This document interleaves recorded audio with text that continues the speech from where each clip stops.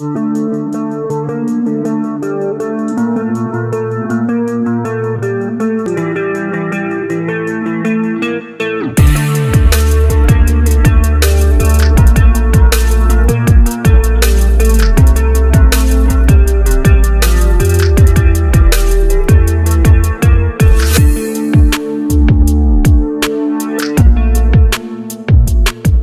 हाँ, Xbox Series X। आज के वीडियो दोस्तों हम करने आ रहे हैं इसका full on review and basically मैंने और वरुण दोनों ने इसे यूज़ किया है एंड मैं प्रीटी एक्साइटेड हूँ बिकॉज कंसोल्स ऑफ कोर्स बढ़िया लगते हैं, गेम्स किसको अच्छे नहीं लगते, राइट? तो इस पर्टिकुलर प्राइस रेंज में क्या आपको सीरीज X खरीदना चाहिए या फिर आपको PS5 का वेट करना है? आइए पता लगाते हैं इस वीडियो में। तो चलिए शुरू करते हैं हम गेम्स की बात काइटिंग टेक यानी GT हिंदी के साथ।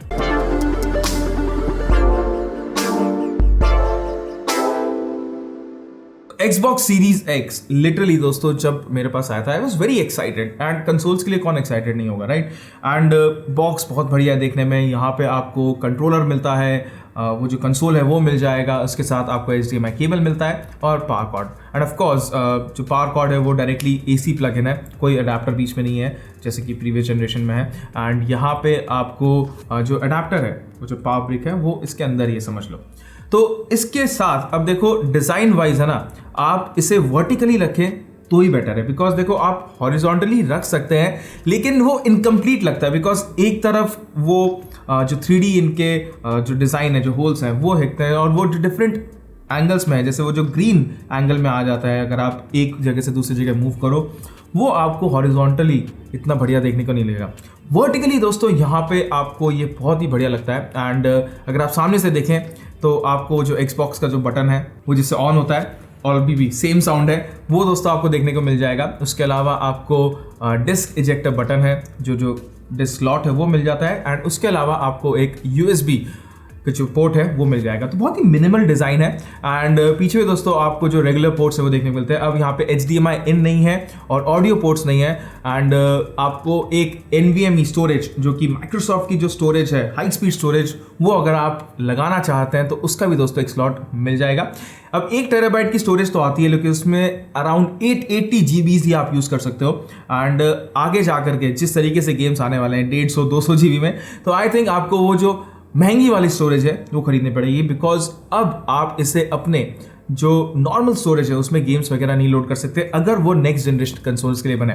उसके बारे में दोस्तों हम आगे जाकर के बात करेंगे। अभी फिलहाल वापस से डिज़ाइन में आते हैं। एंड इस पर्टिकुलर कंसोल में दोस्तों स्किन्स चढ़ाना बहुत ईजी है। हमने ट्राई नहीं किया बिकॉज इट्स अ ब्रिक और आपके साथ कोई भी पैनल वगैरह नहीं है, कोई एजेस वगैरह इतने नहीं है, तो आप यहाँ पे आराम से स्किन्स चढ़ा सकते हो। एक चीज़ तो दोस्तों मुझे बहुत अच्छी लगी, जो एग्जॉस्ट है उस पर भी ध्यान दिया गया है।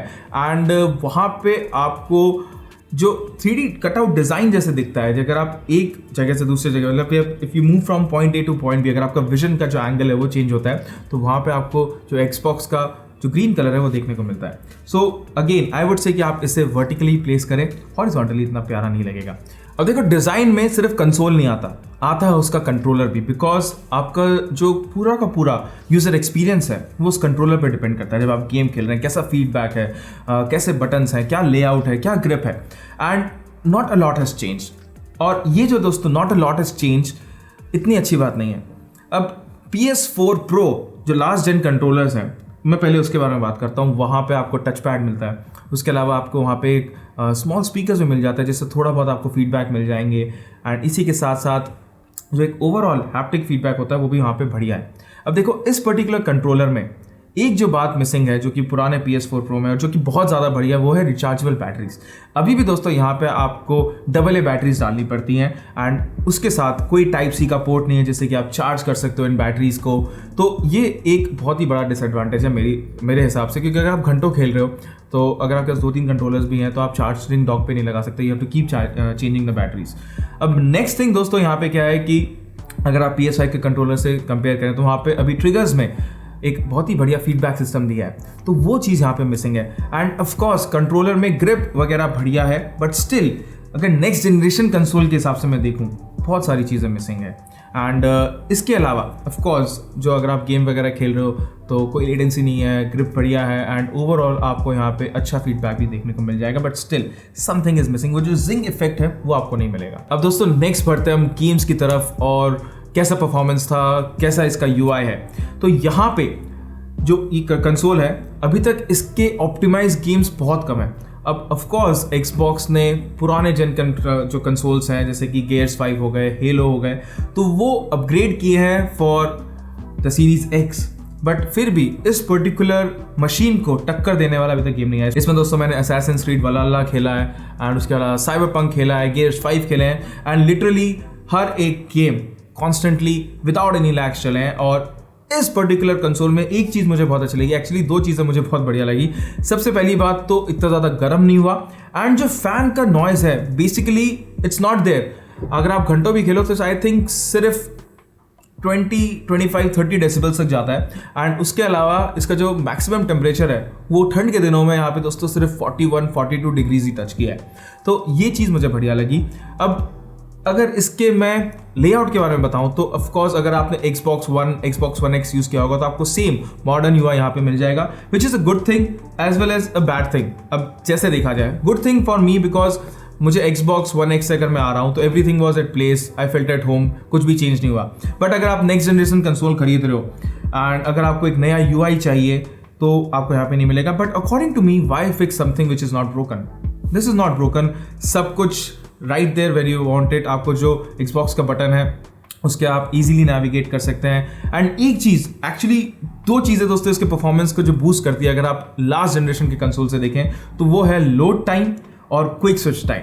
तो जब इस पर्टिकुलर कंसोल का मैंने यूज़ किया there were literally 0 splash screens. जब हम गेम लोड करते हैं वो जो लोडिंग टाइम होती है 18 सेकंड 20 सेकंड की, यहाँ पे सिर्फ 6 से 7 सेकंड की है। अगर आप Xbox को कंसोल को मेन प्लग से नहीं, अगर आप कंट्रोलर के थ्रू ऑफ करते हैं वापस से ऑन करते हैं तो डायरेक्टली दोस्तों गेम वहीं से रिज्यूम होगा। दो गेम साइड बाय साइड चल रहे हैं तो वो भी क्विक रिज्यूम में आ जाते हैं, ये नहीं कि वो वापस से लोड हो रहा है, जस्ट एक फ्यू सेकेंड्स।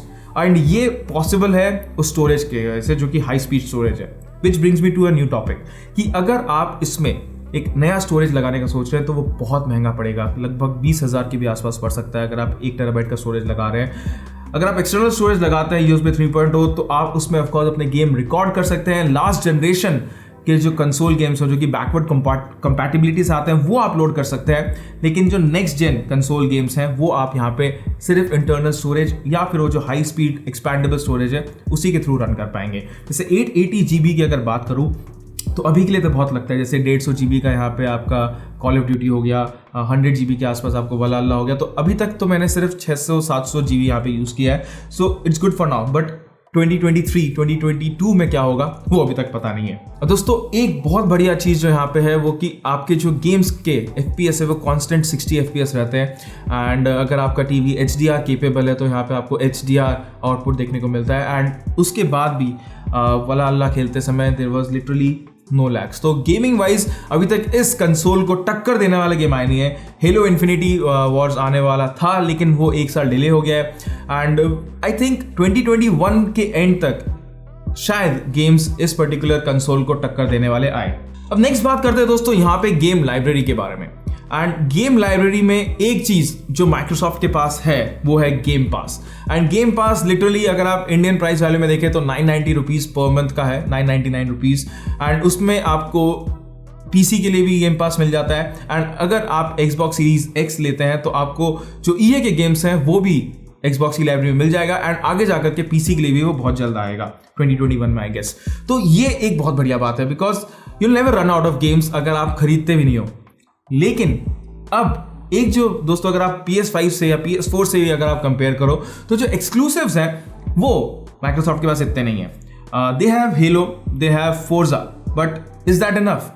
आई मीन अगर मैं PS5 से या फिर PS4 Pro से कंपेयर करूँ तो वहाँ पे देखो गोस्ट ऑफ सुशीमा है, साइबरपंक नहीं, स्पाइडरमैन है, उसके अलावा लास्ट ऑफ अस है, अनचार्टर्ड है एंड इवन दैट स्ट्रैंडिंग है। तो ये सारी चीज़ें मतलब ये जो गेम्स हैं लिटरली मुझे PS4 Pro खरीदना पड़ा उन्हें खेलने के लिए।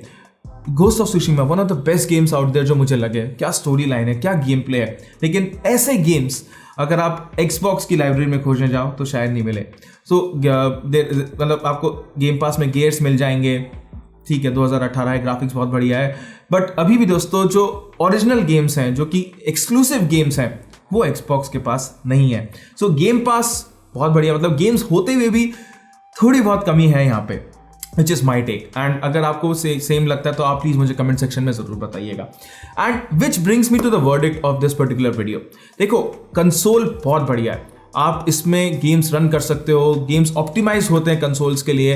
एंड अगर आप लास्ट जनरेशन कंसोल से इसको कंपेयर करो तो you will get better load time, better graphics, and that's about it. मतलब अगर कंट्रोलर्स में जाओ तो आपको इतना ज़्यादा अपग्रेड नहीं देखने को मिलता है। सो ऑफकोर्स अगर आप Xbox One यूज़ कर रहे हो तब ये अपग्रेड आपके लिए एक बहुत ही बढ़िया साबित होगा। अगर आप Xbox One X भी यूज़ कर रहे हो so you can go ahead and upgrade, HDR capability, 60 FPS, amazing, mind blowing graphics. But अगर आपको एक्सक्लूसिव्स चाहिए, अगर आप PS5 का वेट कर सकते हो, सो उसका भी दोस्तों हम लोग रिव्यू करेंगे, थोड़ा बहुत कंपैरिजन करेंगे, तब आपको बताएंगे कि क्या इन दोनों में से आपको कौन सा खरीदना चाहिए। बट अभी के लिए तो देखो, Xbox इंडियन मार्केट में है एंड आप उसे प्री ऑर्डर कर सकते हैं, and when it gets delivered you will enjoy the game with one of the best graphics possible. तो ये था दोस्तों हमारा रिव्यू, एंड आई होप आपको पसंद आया होगा। इसके अलावा हम इसका लॉन्ग टर्म रिव्यू भी करेंगे, तो प्लीज स्टे ट्यून्ड।